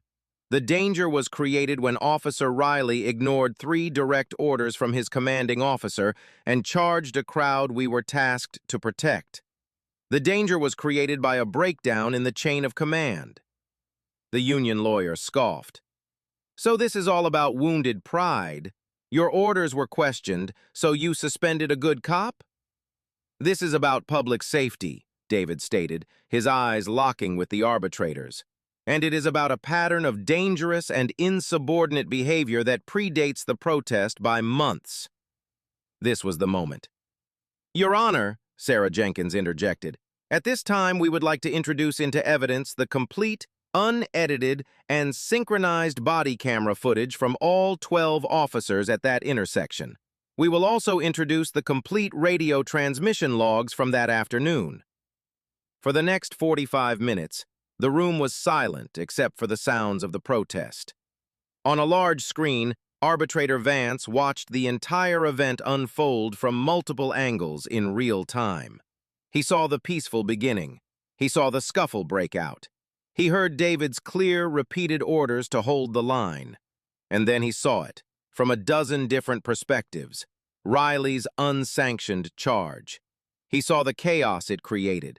The union's carefully crafted narrative dissolved under the weight of the complete, unblinking truth. When the footage ended, the atmosphere in the room had changed. The arbitrator's face was grim, but David wasn't finished. "Furthermore," Jenkins continued, "the city contends that Officer Riley's actions were not a spur-of-the-moment mistake, but the culmination of a deliberate campaign to undermine the chief's authority." And then she laid the final card on the table. "We would like to introduce one final exhibit, a formal complaint filed with the Northwood Police Department 2 years ago. The complainant was a private citizen at the time, a man named David Cole. The subject of the complaint was Officer Evan Riley for an unconstitutional traffic stop based on racial profiling, a complaint that was summarily dismissed by this department as unfounded." A stunned silence fell over the room. Riley's face went white. Costello and his lawyers looked at each other in shock. This was a piece of history they had not known, a ghost that had just walked into the room. David looked directly at Riley, his expression not of triumph, but of somber finality. "This was never just about a protest, officer," David's steady gaze seemed to say. "This was always about the kind of cop you are." The arbitrator picked up the complaint, his eyes scanning the page. He looked from the name of the complainant to the man on the witness stand, and then to the officer sitting at the opposing table. The complex, poisoned history of the Northwood Police Department was suddenly encapsulated in this single, long-ignored piece of paper. The union had come here to put David Cole and his policies on trial, but now it was Evan Riley and the entire culture that had protected him that was under judgment. The ground had irrevocably shifted. Part 14. The Turning of the Tide. The revelation of the 2-year-old complaint hung in the air, a stunning, game-changing disclosure. The arbitrator, Judge Vance, read the document slowly, his expression growing more severe with every line. He then set it down and looked over the top of his glasses, his gaze moving from Riley to David and then to the union lawyers. "Ms. Jenkins," the arbitrator said, his voice a low, judicial rumble. "Are you asserting that the disciplinary action at the protest was influenced by this prior incident?" "No, Your Honor," Jenkins replied smoothly. "The disciplinary action was based solely on Officer Riley's actions that day. We present this document to establish a pre-existing pattern of behavior, a pattern of an officer who believes he is above the rules, who engages in profiling, and who, when his judgment is questioned, reacts with defiance. It speaks to motive and a history of insubordination." The union lawyers objected furiously, calling it irrelevant and prejudicial. But the damage was done. The arbitrator allowed the document into the record. The image of Riley as a proactive hero was now tainted by the image of him as a profiling patrolman who had harassed his future boss. The city's case continued. Their next witness was Officer Ben Davis. As he walked to the stand, the tension in the room became almost unbearable. He looked pale and nervous, but as he sat down and was sworn in, a quiet resolve settled over him. He avoided looking at Riley, instead focusing his attention on David and the arbitrator. Under Sarah Jenkins's careful questioning, Davis recounted the details of Riley's campaign of insubordination. He spoke of the strategic depolicing, the deliberate slowing of response times, and the instructions to manipulate body camera recordings. His voice was quiet but steady, and his testimony was devastatingly credible. The union attorney's cross-examination was brutal. He tried to paint Davis as a weak, impressionable rookie who was being manipulated by the chief. He accused him of lying to save his own skin and advance his career. "Officer Davis, isn't it true that you are currying favor with Chief Cole to get a promotion?" The lawyer sneered. "Isn't this whole story a fabrication to take down a better, more experienced officer?" Davis took a deep breath. He turned his gaze for the first time directly to Evan Riley. "I'm not doing this for a promotion," he said, his voice gaining strength. "I'm doing this because I took an oath to uphold the law, not to decide which laws we feel like enforcing on a given day. I'm doing this because what we were doing was wrong. It was endangering people, and it was a betrayal of every good cop in that department." He then looked at the arbitrator. That's the truth. His testimony was a powerful blow to the union's case, but David knew they needed one more thing. They needed to crack the old guard. They needed to break the blue wall. "The city calls its final witness," Jenkins announced. "Sergeant Frank Miller." A wave of shock rippled through the union side of the table. Miller was one of them. He was the embodiment of the old school. They had assumed his loyalty was unshakable. As Miller walked to the stand, he looked older and more weary than ever before.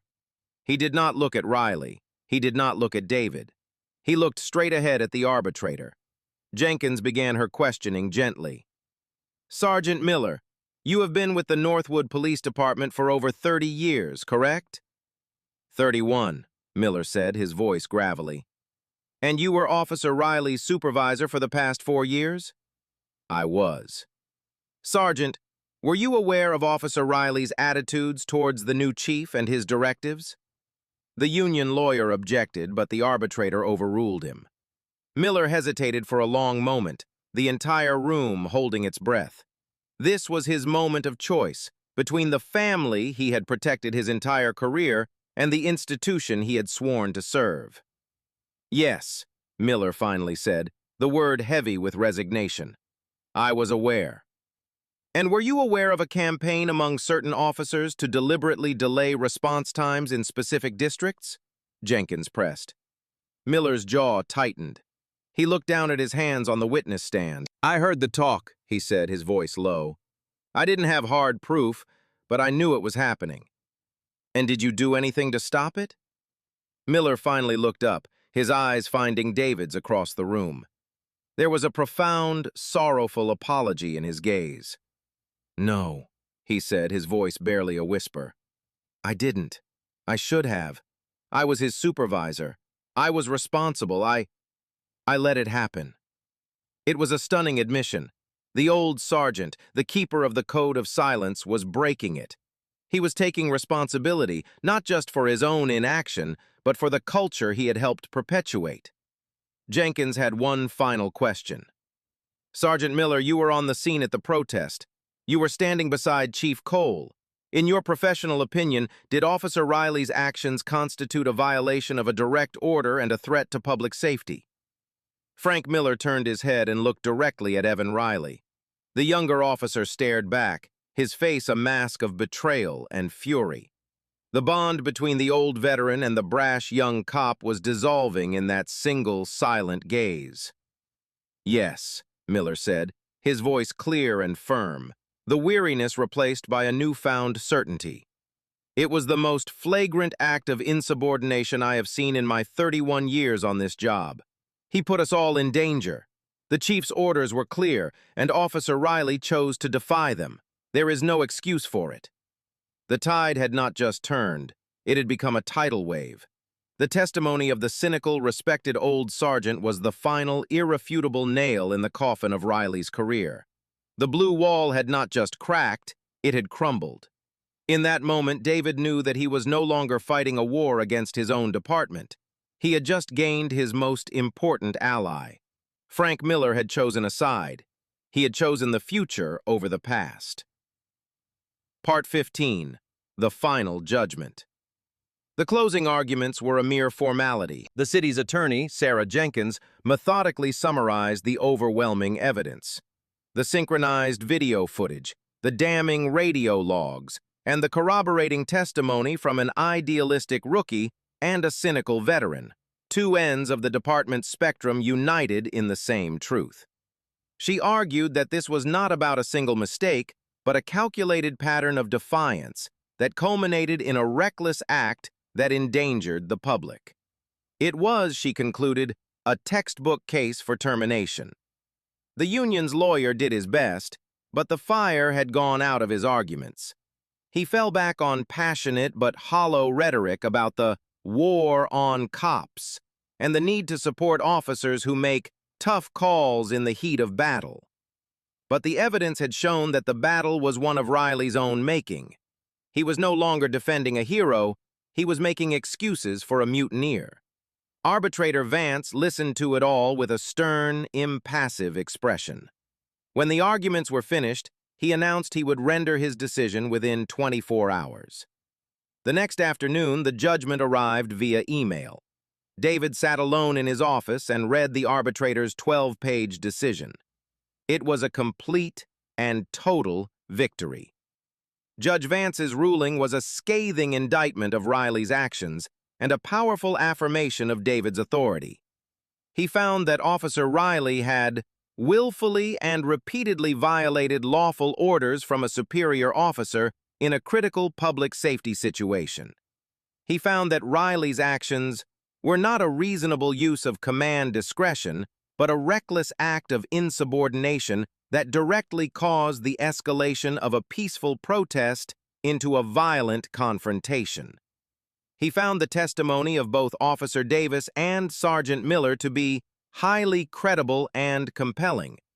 The final sentence was unequivocal. The grievance is denied. The disciplinary action of the Northwood Police Department is upheld. The termination of Officer Evan Riley is found to be justified and appropriate. It was over. The official war was won. A profound sense of relief washed over David, so potent it felt like exhaustion.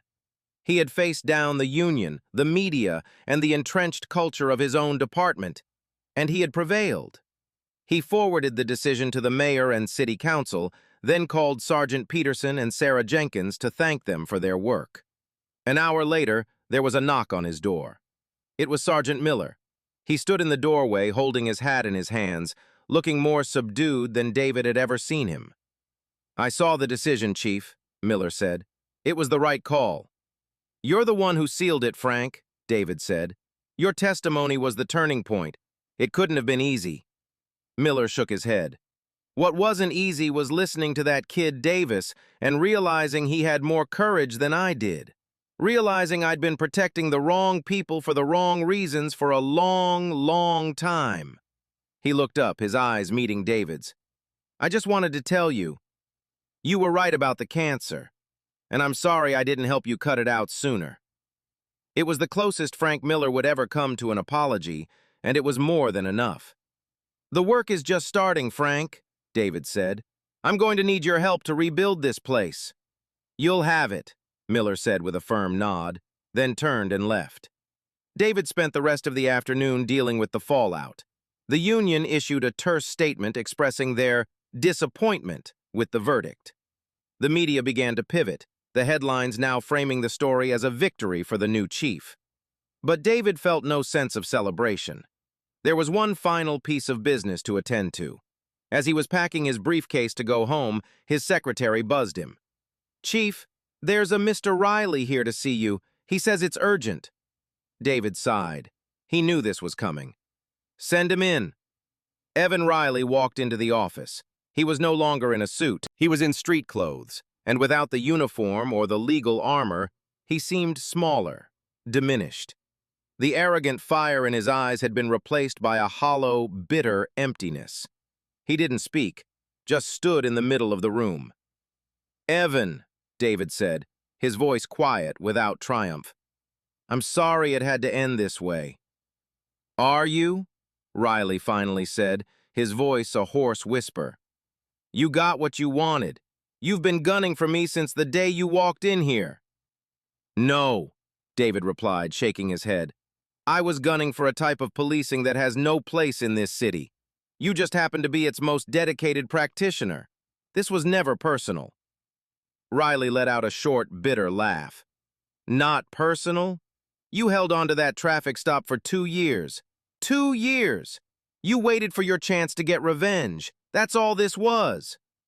"You think this was about revenge?" David asked, a note of genuine sadness in his voice. He walked around his desk and stood a few feet from Riley. "Let me tell you what that stop was about. It wasn't about the humiliation. It wasn't about the anger. It was about the disappointment. The disappointment that a man wearing the same uniform I wore, who took the same oath I took, could look at me and see nothing but a stereotype. That you could be so blinded by your own prejudice that you couldn't see the person, only the profile." He paused, letting the words sink in. "I took this job because I believed that what you did that night was an aberration, not the soul of this department. I came here to prove that men like Sergeant Miller and Officer Davis are the real heart of this place. You weren't a victim of my revenge, Evan. You were a casualty of your own prejudice. You just never learned to see past the color of a man's skin or the price of his car." Riley had no answer. There was nothing left to say. The anger had burned out, leaving only the cold ashes of his career. He stared at David for a long moment, a flicker of something, perhaps a dawning, horrifying glimmer of self-awareness in his eyes. Then, without another word, he turned and walked out of the office for the last time. David watched him go, the ghost of their first encounter finally laid to rest. The final judgment had been rendered, not just by an arbitrator, but by the slow, grinding machinery of consequence. Part 16. Scars and a New Sunrise. Months passed. The heat of summer bled into the cool, crisp air of autumn. The seasons changed, and with them, slowly, tentatively, the climate inside the Northwood Police Department began to shift. The change was not a sudden revolution, but a quiet, incremental evolution, measured in small victories and subtle changes in attitude. Evan Riley was gone, a ghost who haunted the department only in cautionary tales told to new rookies. The officers who had been his staunchest allies were gone too. Faced with the stark reality of the new, unyielding standards of accountability, they had chosen to resign or transfer to other departments where the old ways might still hold sway. Their departure was an exodus of the most toxic elements, a necessary purification of the bloodstream. In their place, a new generation of officers was being hired, recruited by David from a diverse pool of candidates who were drawn to the department's new reputation for integrity and reform. The training academy's curriculum was completely overhauled, with de-escalation, constitutional policing, and community engagement now at its core, championed by the department's newest training supervisor, Sergeant Frank Miller. Miller had become David's most unexpected and steadfast ally. The old sergeant, stripped of his cynicism by the Riley affair, had rediscovered the sense of purpose that had made him want to be a cop 3 decades earlier. He became a bridge between the remaining veterans and the new chief, translating David's vision into a language the old guard could understand and respect. He was proof that change was possible, even for the most entrenched. Officer Ben Davis, now a detective in the property crimes unit, was thriving. The stigma of being a rat had faded, replaced by a quiet respect for his courage. He had become a quiet leader among the younger officers, a living example of what it meant to choose integrity over the code of silence. The work was slow and arduous.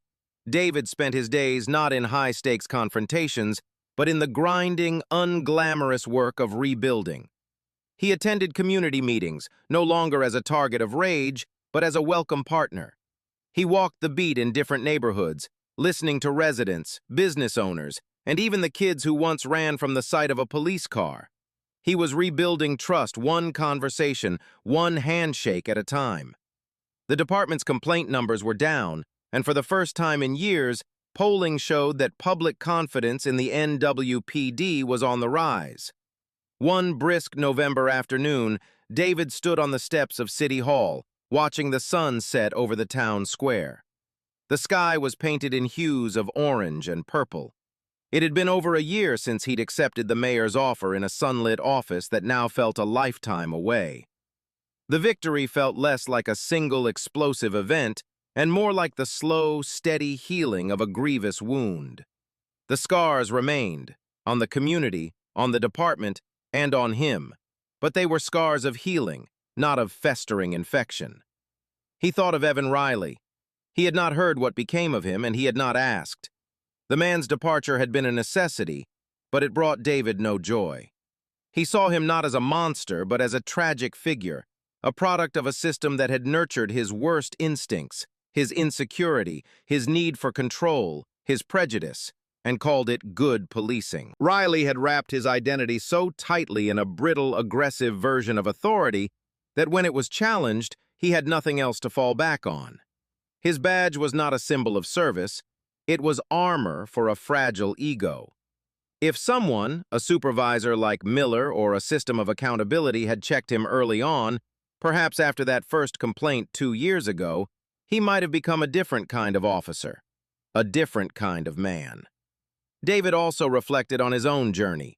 He knew that if he had responded with rage and indignation on that dark roadside 2 years ago, if he had flashed his badge and escalated the confrontation, the outcome would have been vastly different. His discipline, his choice to fight the battle not in the street but on paper, was the first move in a long game he didn't even know he was playing. His victory was not born in the arbitration room, it was forged in that moment of restraint. It was a testament to the idea that true strength isn't about meeting aggression with more aggression, but about having the wisdom and control to choose a better battleground. The incident serves as a powerful reminder that a system is only as strong as the integrity of the people within it. One person's unwavering commitment to principle can expose a deep systemic flaw, and against all odds, begin the difficult work of fixing it. It shows that true leadership is not about demanding obedience, but about inspiring accountability, starting with oneself.